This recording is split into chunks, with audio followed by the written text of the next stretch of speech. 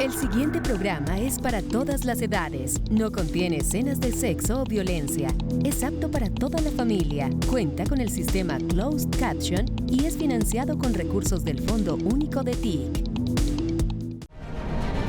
En esta emisión, pacto para erradicar voluntariamente 15.000 hectáreas de coca en Nariño, propone el presidente. Más acciones contra el narcotráfico en el país. Baja a 300 pesos la gasolina desde el próximo 1 de febrero. Decreto del gobierno baja los ingresos de los congresistas.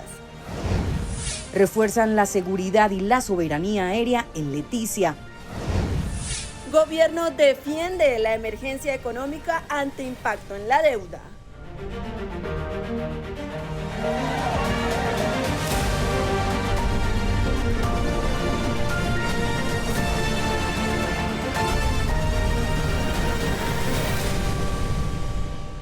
¿Qué tal? Bienvenidos. Es un gusto acompañarlos una vez más para contarles cómo el gobierno del presidente Gustavo Petro trabaja por la transformación del país. Aquí comienza Así Avanza el Cambio.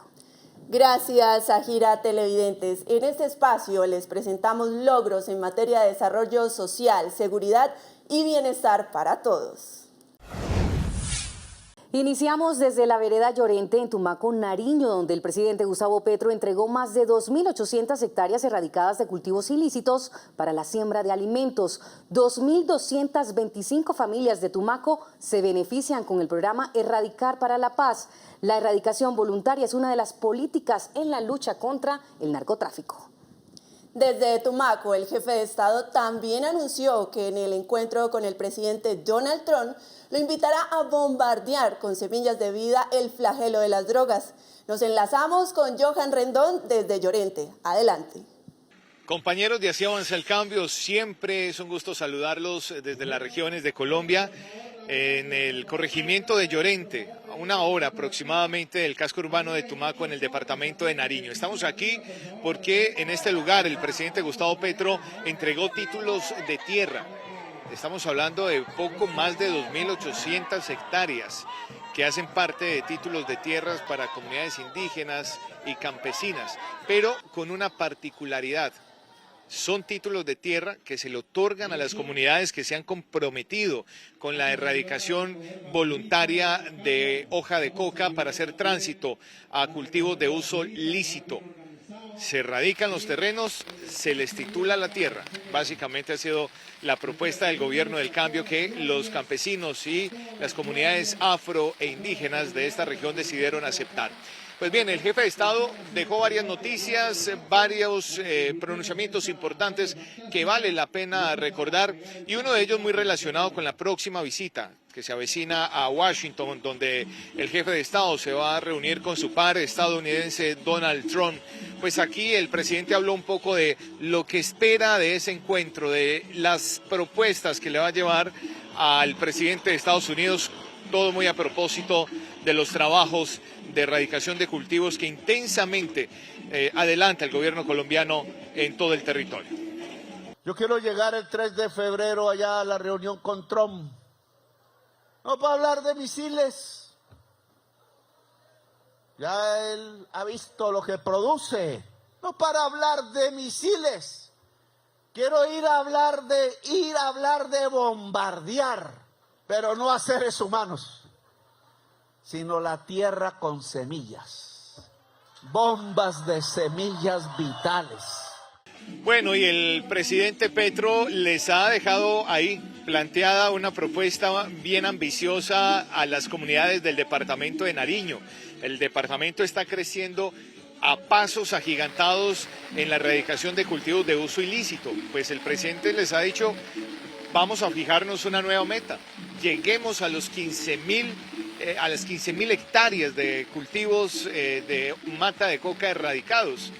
Y les puso ese reto y ellos lo han aceptado, por lo menos lo van a intentar porque ya el departamento ha demostrado que tiene la disciplina, la determinación para lograr cifras récord en la erradicación. Esto le dijo el presidente al respecto. Si decimos sí, vamos a erradicar 15.000 hectáreas en Nariño, 1.500 en este punto. y vamos a ser el factor humano que lo hace. No van a venir a hacer por nosotros. Si es necesario contratar más gente, pues se contrata para que el tiempo alcance. Los niveles de productividad arrancando y sembrando. No es fácil, es el trabajo del campo. Los jornales se mide por jornales, entre otras cosas. Es tiempo, es sol que se va apagando una y otra vez, pero también es sol que va apareciendo una y otra vez. ¿En cuánto tiempo nos comprometemos? Y que nos miren por los satélites. No tenemos nada que ocultar. Y que midan. Y verifiquen, sí. Sí, porque queremos nosotros, porque se nos da la gana, porque no nos forzan. ¿Y qué dicen las comunidades a todas estas, no? ¿Qué dicen los habitantes de Tumaco, particularmente de toda esta zona de Llorente, de este programa Erradicar para la Paz? Erradicar para la Paz, el solo nombre ya es bellísimo, ¿no? Pues también hablamos con ellos sobre esas razones que los han llevado a cambiar los paradigmas, a cambiar un poco la forma con la que veían por décadas, además, los cultivos de hoja de coca y por qué apostarle a otro tipo de cultivos. Esto nos dijeron mientras los acompañábamos en una jornada de erradicación masiva aquí en Llorente. Erradicando la coca, porque pues le estamos diciendo adiós a los cultivos ilícitos y bienvenido a los cultivos lícitos. No es que ya no queremos lidiar más con el cultivo de coca, queremos andar con los cultivos lícitos para un desarrollo de la comunidad y un bienestar de nuestros hijos y nuestros nietos, todos los que vengan atrás de nosotros a futuro. Permítanme, antes del cierre, les quiero compartir algunas cifras. Esas son las que realmente revalidan el esfuerzo de este gobierno. Son, a la fecha, 7.000 hectáreas de cultivos de uso ilícito o 7.000 hectáreas de hoja de coca que se han erradicado en el departamento de Nariño. De ahí que el presidente les presente el reto a los habitantes de este departamento para llegar a las 15.000. Y miren, la Dirección de Sustitución de Cultivos de Uso Ilícito, con su programa Renacemos, hace una inversión supremamente valiosa solo aquí en el departamento de Tumaco. 157.794 millones de pesos solo en el departamento de Tumaco, y eso ayuda a fortalecer que Erradicar para la Paz esté no en vano llegando a más de 2.200 familias, cerca de las 2.300 y poco más de 2.800 hectáreas erradicadas, y con títulos que van a ser para esos campesinos y comunidades afro e indígenas que decidieron erradicar. Van a quedar ahora sí de manera formalizada con el título de esas tierras. Es un placer siempre informarles. Soy Johan Rendón desde Tumaco, en el departamento de Nariño, para Así Avanza el Cambio. Será hasta la próxima. Siguiendo con las acciones en la lucha contra el narcotráfico, en Leticia se inauguró un nuevo radar civil 3D de última generación que estará al servicio del aeropuerto Alfredo Vázquez Cobo, una infraestructura clave para la seguridad aérea y la lucha contra el narcotráfico. Veamos el informe de Daniel Telles. Zahira, Francisco, los saludo desde el aeropuerto de Leticia, Amazonas. Estamos justo en la estructura del radar 3D de la aeronáutica civil. Este es uno de las plataformas que se está construyendo, de las 7 plataformas que se están construyendo en el país, y nos encontramos con la gerente de ellas, Catherine Bodjay, además perteneciente a la comunidad indígena Murui. Catherine, cuéntenos qué significa para ustedes la inauguración de este radar en la operación aérea. Claro que sí, este radar significa para nosotros seguridad aérea. Este aeropuerto es el Aeropuerto Internacional Alfredo Vázquez Cobo de la ciudad de Leticia, que además sirve a nuestros países hermanos, tanto Tabatinga como Perú en Caballococha. Entonces, este radar lo que va a permitir es que tengamos más control sobre nuestro espacio aéreo. ¿Cómo va a funcionar este radar? ¿A partir de cuándo? ¿Cuántas personas está empleando la inauguración de este radar 3D? Estaremos en pruebas durante 2 meses para por fin darle uso en los siguientes meses, y estamos empleando alrededor de 10 personas, entre técnicos, seguridad y personas que nos apoyan en todo el servicio. Gerente, muchas gracias. Otra de las herramientas para la seguridad espacial, como les comentaba, la gerente, es una de las plataformas, de las 7 plataformas que en Colombia se están construyendo. Sigan ustedes con más noticias del Gobierno del Cambio. Y precisamente durante la inauguración de este radar, el presidente Gustavo Petro ordenó la construcción del Centro de Articulación de Inteligencia en Leticia y control en la frontera con Ecuador por mar y tierra. Ponemos estos radares para impedir el tráfico ilegal aéreo. Necesitamos control absoluto en la frontera con Ecuador, por tierra, por mar, para impedir que entren insumos del fentanilo a Colombia que no vienen en lancha.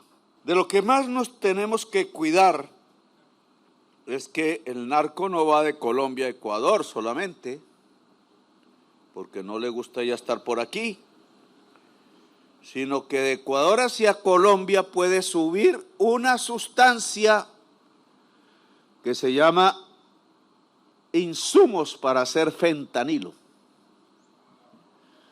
Porque lo mismo que baja la cocaína desde Colombia, sea por mar, sea por aire, hacia los puertos ecuatorianos buscando exportarse,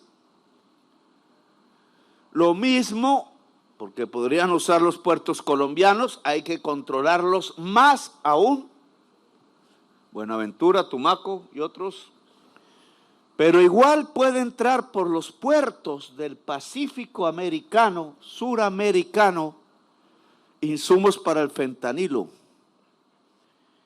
Y es una orden, capitán, para toda la fuerza de sus superiores, detener cualquier entrada de insumos de fentanilo a Colombia con rumbo a donde sea. Además, el jefe de Estado informó que ya hay 7 radares en instalación y anunció la ampliación de este sistema con nuevos puntos estratégicos en Arauca e Ipiales. Esto con el fin de cerrar corredores utilizados por el narcotráfico. Faltan 2 áreas que hoy por hoy pueden cambiar la geografía de los peligros, son esenciales. Por eso le he pedido que amplíe el contrato y coloque 2 nuevos destinos. De 7, 2 estamos dentro de la ley. Uno de esos es Ipiales o Pasto, ustedes dirán el mejor sitio. Otro es Arauca. Los coloco en esos 2 puntos porque en Arauca es indudable que la cocaína que llega a Apure y por decenas de vuelos salen de Apure en pistas pavimentadas hacia el norte, llegan de Colombia. Y no veo otra forma de llegar allí que no sea vía aérea. Ahí en Ipiales, sabemos, estamos cerca al mar, la transacción de narcóticos de Colombia hacia Ecuador puede ser por mar, es lo más seguro. Pero necesitamos un radar de prevención en las alturas del Nudo de las Papas, cerca de la frontera, para que no haya transferencia de aviones con narcóticos. El 3 de febrero en Washington se realizará el encuentro entre el presidente colombiano Gustavo Petro y el presidente de los Estados Unidos, Donald Trump. Como parte de la agenda preparatoria, el viernes pasado conversaron la canciller colombiana Rosa Yolanda Villavicencio y el secretario de Estado de Estados Unidos, Marco Rubio. Entre las conclusiones, las partes reafirmaron el interés de que el encuentro sea exitoso y se confirmó que el presidente Petro contará con todas las garantías protocolarias como corresponde a una visita oficial de jefe de Estado. Asimismo, se abordaron los principales temas de la agenda bilateral. Entre los asuntos priorizados están la lucha contra el narcotráfico, con énfasis en las zonas de frontera, la seguridad regional y las oportunidades de cooperación económica. El presidente Gustavo Petro presentará los logros de la política del gobierno contra el narcotráfico. Precisamente en los últimos días, la Armada Nacional incautó 1,5 toneladas de cocaína en el Pacífico Sur. En desarrollo de operaciones conjuntas navales, la Armada de Colombia interceptó una embarcación tripulada por 2 ciudadanos ecuatorianos y un colombiano que transportaba 1,5 toneladas de clorhidrato de cocaína. El operativo se inició gracias a información suministrada por inteligencia naval.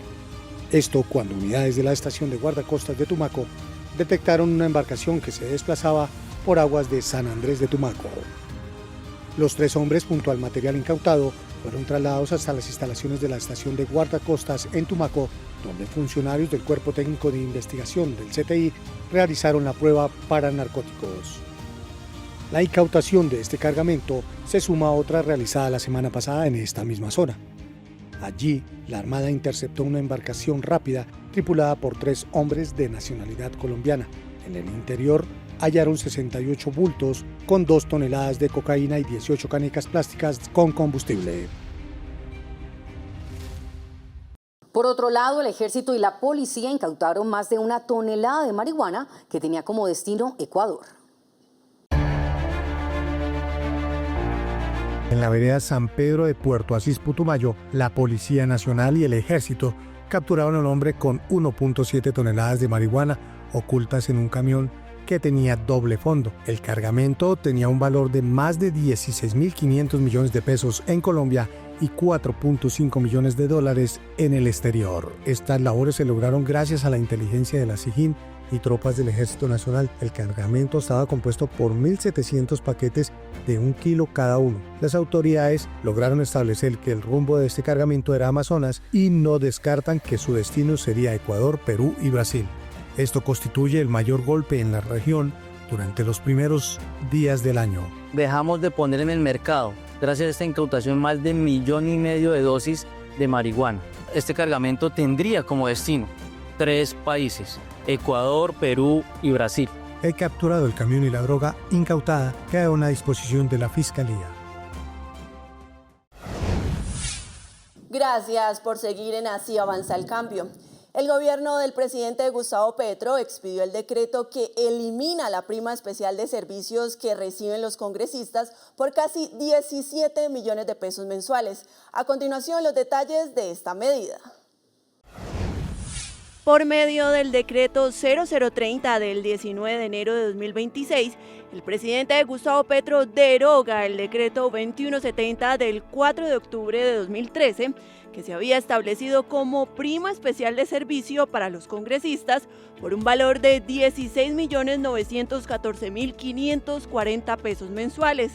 Frente a este paso, el presidente escribió en su cuenta de X, abro comillas, se la pasan aprobando reformas tributarias contra los pobres y hunden las que le ponen impuestos a los ricos.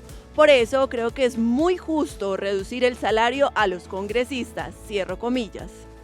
La derogatoria de la prima especial de servicios entrará a regir a partir del 20 de julio de este año, cuando lleguen los nuevos senadores y representantes que serán elegidos el 8 de marzo entrante.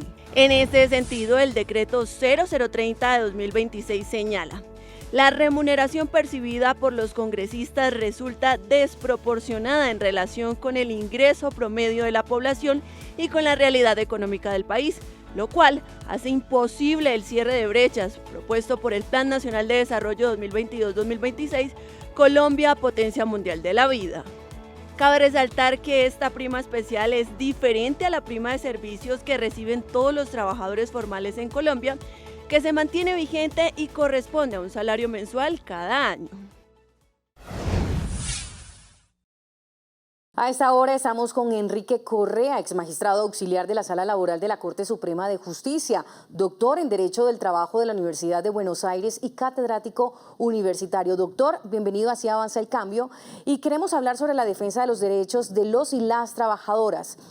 Primero, ¿cuáles fueron las principales conclusiones que usted observa en el decreto del salario vital? Bueno, el decreto corrige una anomalía histórica, y es que en periodos anteriores solamente se venía analizando el incremento del salario mínimo desde una perspectiva económica. La ley 278 de 1996 incluye unos factores económicos a considerar por parte del gobierno, que son la meta inflacionaria, la productividad, el Producto Interno Bruto, entre otros elementos económicos. Pero la ley 278 dejaba por fuera el componente social, es decir, la suficiencia del ingreso para garantizar las necesidades básicas de los trabajadores y su familia.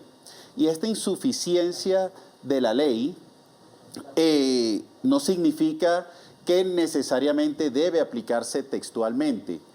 De acuerdo con la doctrina constitucional, se debe tener en cuenta por parte de las autoridades públicas en la interpretación y en la aplicación de la ley el control de constitucionalidad, es decir, la Constitución y los tratados internacionales ratificados por el Estado colombiano.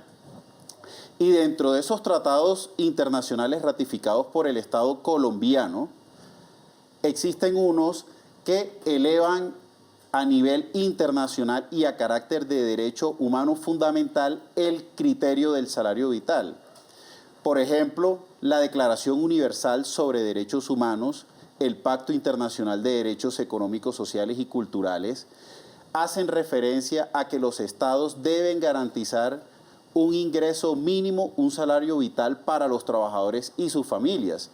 La Organización Internacional del Trabajo, en la Constitución de la OIT y en la Declaración de Filadelfia, que son documentos vinculantes para el Estado colombiano, también hacen referencia a la obligación de los estados de garantizar un ingreso vital para los trabajadores y sus familias. Luego, en este decreto que se expidió, se corrige una anomalía histórica porque ya se tienen en cuenta, además de los factores consagrados en la ley que son de tipo económico, el factor social o el componente social del salario vital reconocido en instrumentos internacionales sobre derechos humanos. Doctor Correa, según su criterio, ¿usted cómo examina las críticas que le hacen al gobierno sobre el salario vital?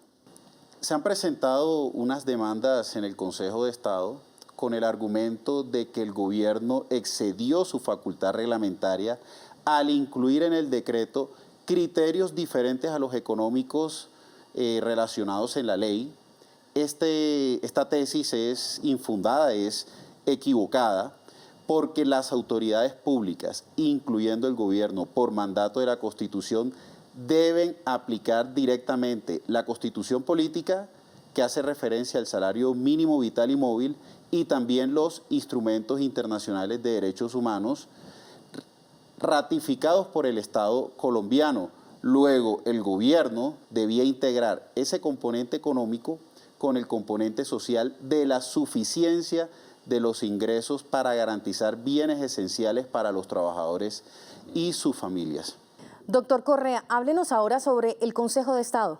El Consejo de Estado está analizando una solicitud de suspensión provisional en la cual va a estudiar si se excedió, es decir, si el gobierno incurrió en un exabrupto jurídico al incluir el elemento social en el decreto.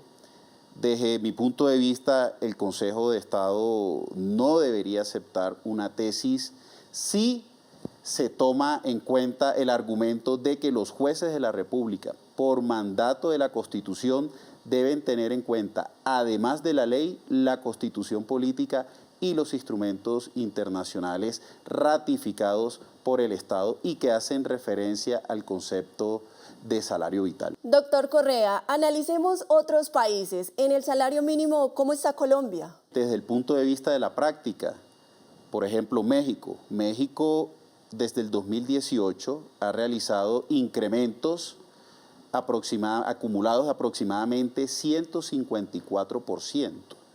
Los incrementos acumulados en los últimos 6 años en Colombia están alrededor del 99%. Y los incrementos que se realizaron en México no generaron todas las afectaciones económicas que en ese país también los empresarios habían anunciado luego de los incrementos sostenidos que realizó el gobierno de López Obrador y de la presidenta Sheinbaum. Doctor Enrique Correa, gracias por acompañarnos en Así Avanza el Cambio. Vamos con otros temas. En noviembre del año pasado, la economía colombiana creció 3,1%, de acuerdo con el DANE. Esto quiere decir que el país tuvo más actividad económica que en 2024. Entre enero y noviembre, el crecimiento fue del 2,8%.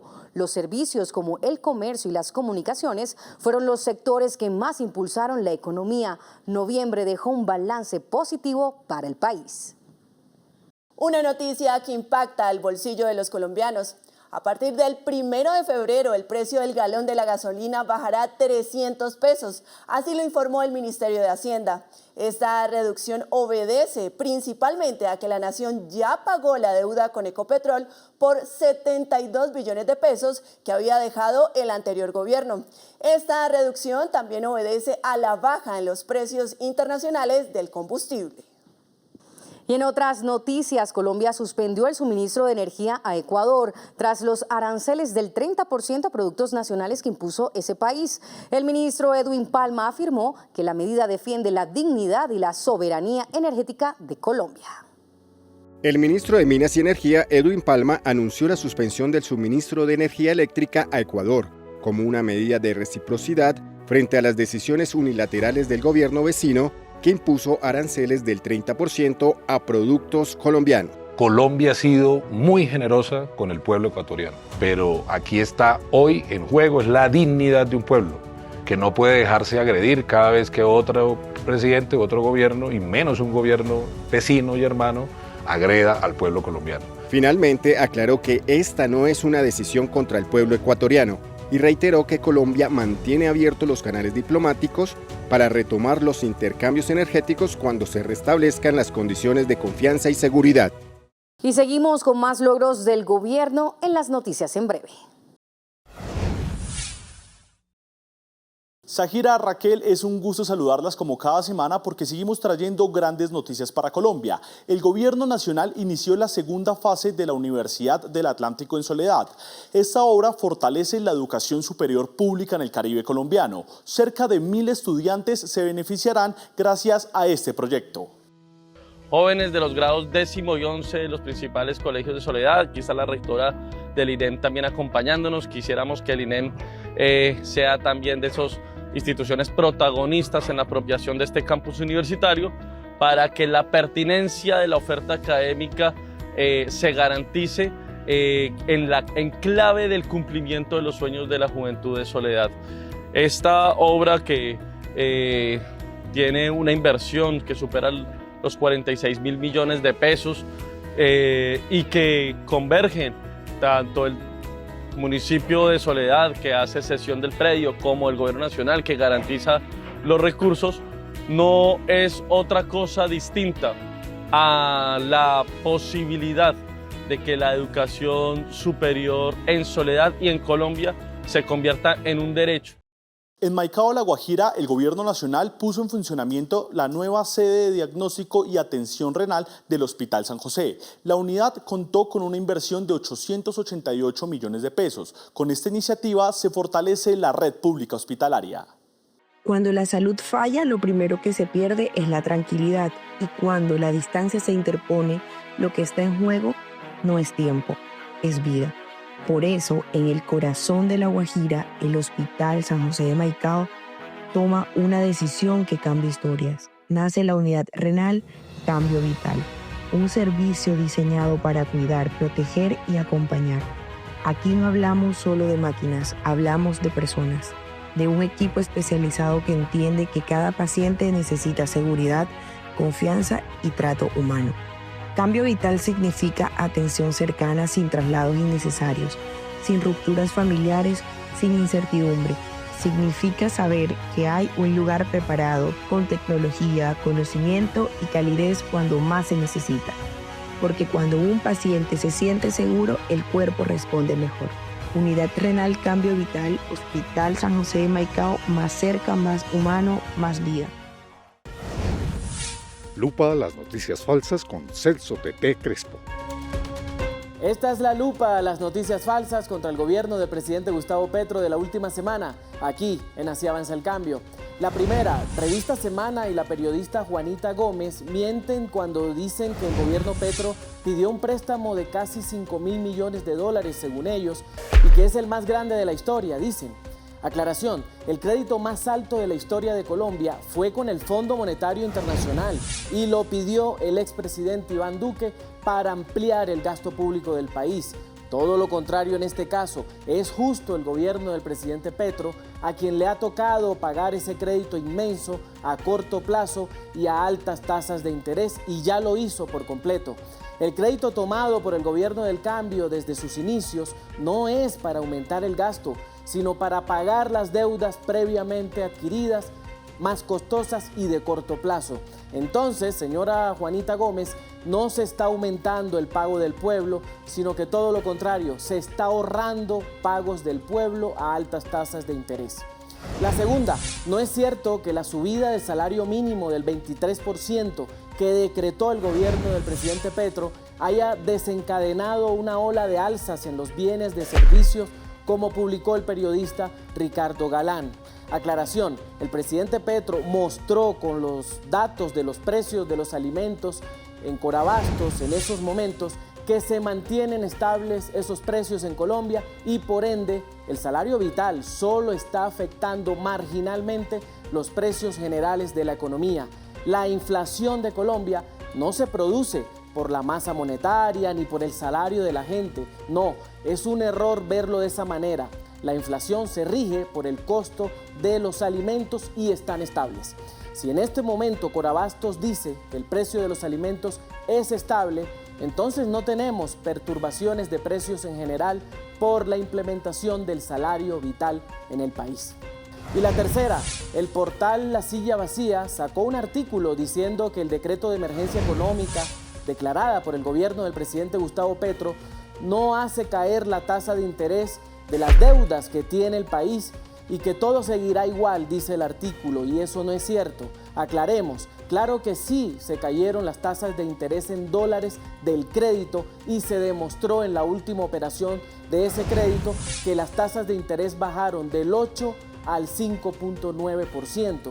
Y en las operaciones de crédito internas que tienen como base la tasa de interés del Banco de la República llegaron al 13.5% con la caída de la ley de financiamiento por parte del Congreso de la República, y en el momento no se puede comparar dado que el nivel de apreciación que está teniendo el peso colombiano sobre el dólar hace improcedente pues que el país se endeude internamente, a menos que el Banco de la República baje sus tasas de interés o los acreedores su tasa de riesgo.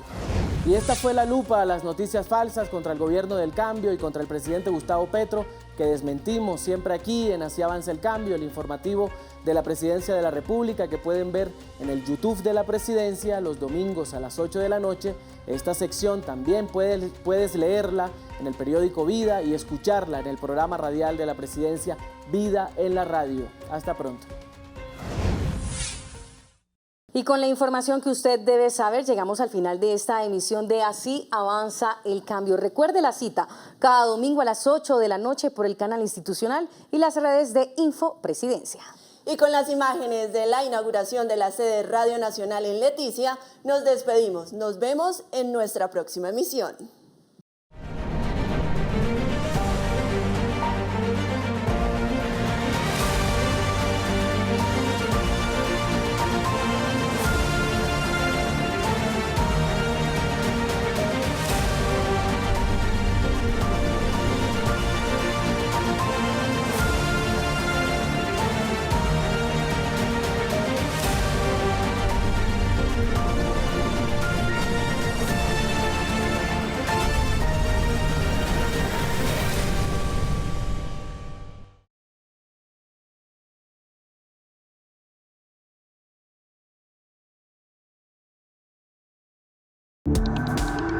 Este contenido fue financiado con recursos del Fondo Único de TIC.